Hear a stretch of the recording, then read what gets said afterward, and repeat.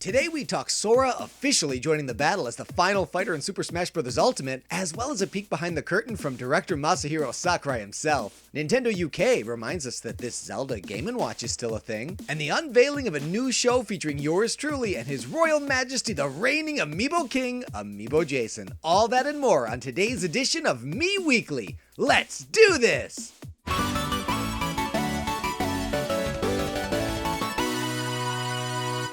Hey everybody, welcome to another edition of Mii Weekly, this time for Friday, October 22nd, 2021. I'm Hero TJ with Nintendo Wire coming to you from Taipei, Taiwan. Thanks for joining me. I know we're all still reeling from that super huge Mega Animal Crossing Direct, but the Nintendo train just keeps chugging along the tracks. So hop aboard and let's check out the headlines for this week. Sora, of Kingdom Hearts fame, officially released as the final fighter in the second Fighter's Pass for Super Smash Bros. Ultimate. This is an incredibly climactic ending to an epic journey throughout not just Nintendo games, but all of gaming. I sort of have my own ritual every single time a new character is added into Super Smash Bros. I play through the classic mode, get a feel for the character, collect their fighter spirit, which will then unlock any alternate spirits to be able to appear in the vault shop. So I made sure to collect all of the alternate Soras. There are quite a few. I was also very quick to scoop up the Mii fighter costumes. This time we got two from Splatoon, including an Octoling and a Judd hat, which I'm sure I'll never use. I just purchased to support the cause. Mii Fighters forever, baby! And of course the real star, the Doomslayer. Finally, our dreams of Isabelle and Doom Guy frolicking side by side have come to fruition.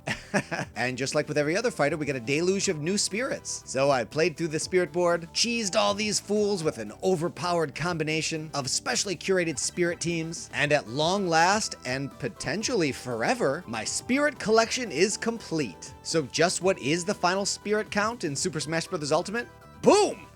That's a lot of spirits. Now, I suppose it's possible they still could host spirit events down the line. I wouldn't be entirely surprised if that happened. It would be a pretty cool way to be able to cross-promote any upcoming titles, but it's not without its work. Though I suppose now that Sora is released out into the wild, there are sure to be some bug and balancing fixes down the line, so who really knows? But in any event, welcome to the game, Sora. Congratulations to all you Kingdom Hearts fans out there. No matter how you slice it, Super Smash Bros. Ultimate really shaped up to be a phenomenal game, with precedent-shattering prestige. You often have to wonder what goes on behind the scenes that leads to some of these more contractually ambiguous characters making it into Super Smash Bros. Ultimate, and occasionally we get some clues as to how that plays out. In series director Masahiro Sakurai's latest Famitsu column, titled The Final One, Mr. Sakurai discusses the inclusion of Sora in Super Smash Bros. Ultimate. Credit to Push Dust In and Cody no Kolo for the translation. Find a link to their original Twitter thread in the comment section below. Mr. Sakurai began by reaffirming that Sora was the #1 overall most requested new character in the fighter ballad, that, if you remember, led to Bayonetta being the final character included in Super Smash Bros. For Wii U and 3DS. Banjo and Kazooie also ranked very high, which he found surprising from a Japanese perspective. Banjo, as you recall, is a Western-developed character. As one might suppose, Sora's inclusion in Smash presented more barriers than other fighters. No doubt those involved in the negotiations for Nintendo considered brokering the deal impossible. So how did it come about? Well, an opportunity emerged at a certain award venue. Mr. Sakurai had a chance encounter with a Disney representative, and they ran it up the chain. After long and careful discussions between Square, Nintendo, and Disney, they reached an accord. Originally, Fighters Pass 2 was only planned to have 5 fighters, just like the first pass, but once Sora became a viable option, they increased the number of fighters in the second pass to 6. Mr. Sakurai joked that the first Sora model they sent to Disney was quickly approved, but revealed more seriously that it was actually quite a difficult process, as you might imagine. The development time for the Smash Ultimate DLC alone was essentially the same as working on a full game, and Mr. Sakurai also acknowledges the additional challenges imposed as a result of COVID restrictions. Mr. Sakurai also speculates that he'll probably only work on a few more games, and he finishes the article by describing Smash Ultimate as a celebration of gaming, and that he's glad he worked on it, and happy to have been able to collaborate with so many other developers. Again, my thanks to Push and Cody for the translation. You can show your thanks by giving them both a follow on Twitter. And now it's time for your friendly neighborhood public service announcement. It's almost party time. Mario Party Superstars releases next Friday, that being October 29th.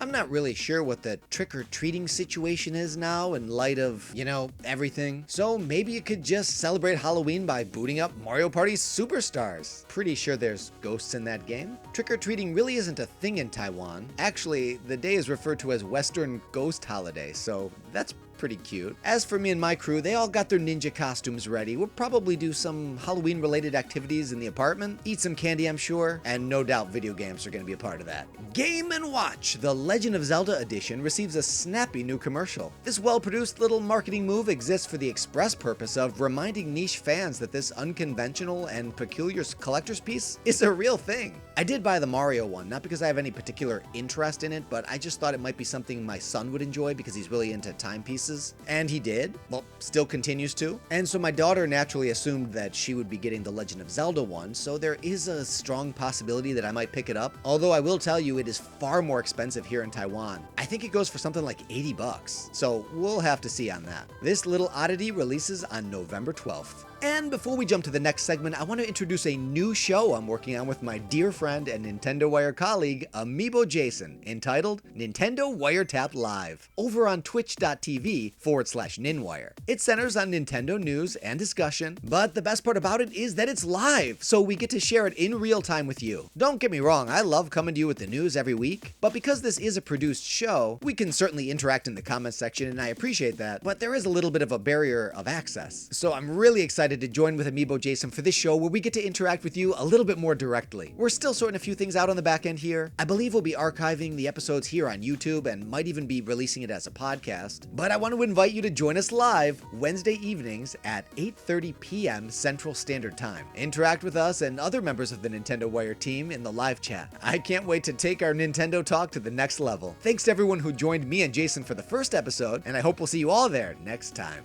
Now playing! At the risk of sounding like a broken record, it has been the Castlevania Advance Collection here at Casa de TJ, and I'm pleased to say I have completed the entire collection. First Dracula X, then Circle of the Moon, followed by Harmony of Dissonance, and just yesterday, I completed Aria of Sorrow. All in all, I really enjoyed my time with this collection. Dracula X was a bit I thought Circle of the Moon was amazing, and it currently stands as my favorite Castlevania game of all time. Harmony of Dissonance was enjoyable enough, but it never came anywhere near to the heights of Circle of the Moon, and while Aria of Sorrow was certainly a good measure better than Harmony of Dissonance, it still never reached the heights of Circle of the Moon for me. I understand how people who originally played them when they released might have a different perspective on this, and I also recognize that people who played Circle of the Moon when it first released had a much more difficult time than me, given that it did appear so dark on the screen. But as I compare all the games, what it ultimately amounts to for me is how much more fun it is to navigate the castle as Nathan Graves from Circle of the Moon. His movement is the snappiest, his castle has the best layout. I thought the enemy variety and the bosses were by far the best. His abilities are the most fun to play with, and even though it's a pretty deep rabbit hole, you can more or less completely ignore the entire card system and still have a really great time with the game. Just Belmont from Harmony of Dissonance was a bit clunky. He had a floaty jump, and I didn't love that I needed to constantly push the dash button just to move with any decent degree of speed. And forgive me, Harmony of Dissonance fans, but that castle layout is garbage. 90% of that whole game is just traversal. That's why the importance of having a character who's fun to move around is so critical. While the movement of Soma Cruz and Aria of Sorrow was a big upgrade over Just Belmont, and being able to change the weapon offered some degree of novelty, my final verdict is that this is an awesome collection. Now I just hope that Symphony of the Night comes to Nintendo Switch in some form. I also managed to get in my first hour of Metroid Dread. I want to be able to regale you with some detailed impressions, but I'm gonna save that for next time. What I will say though, as someone who's played every Metroid game for about 10 minutes, but just can't seem to bypass that barrier of entry, so far Metroid Dread is honoring the tradition. You expect there to be certain growing pains when you're trying to acclimate to new controls, but they really ask a lot of you really quick. I feel like I need 3 or 4 more fingers. I spent at least 20 minutes lost and unsure what to do. Maybe this has to do with not being overly familiar with some common Metroidisms, and I got killed by the second Emmy at least maybe 30 times. So I've had zero fun with the game so far. I'll be back here again next week with more thorough impressions of Metroid Dread and hopefully a change of heart. This episode's Spirit of the Week comes from the Plushy Bros 462. We're looking at spirit number 835, Rover, from the Animal Crossing series. This render comes from Animal Crossing New Leaf. Rover is an outgoing, inquisitive cat who dates all the way back to the first Animal Crossing game on the GameCube, and is actually the first character you encounter. He appears on the train, and the ensuing conversation establishes the correct time and date, and determines your character's gender, as well as appearance. Rover makes a return in every Animal Crossing game so far. In Wild World, for the DS, Rover occasionally has been known to enjoy a coffee at the Roost, and begins the game's tag mode. He resumes his original role for City Folk on the Wii, and in New Leaf for the 3DS.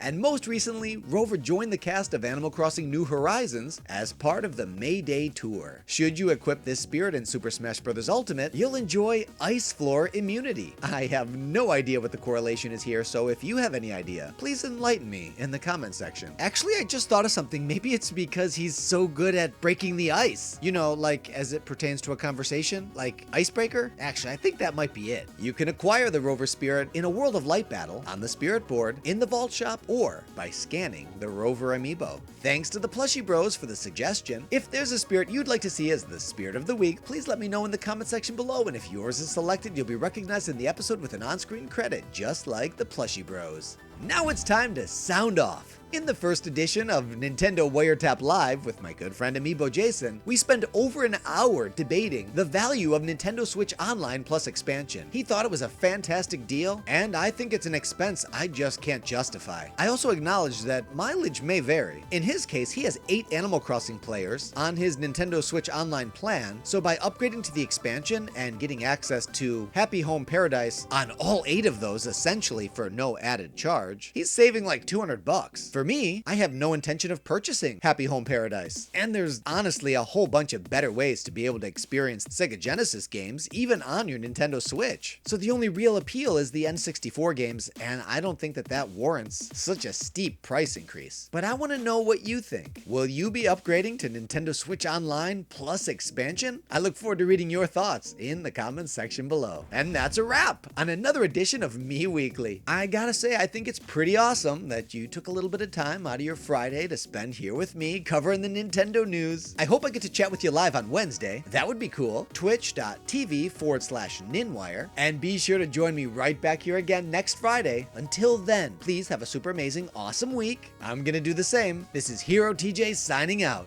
Thanks for playing.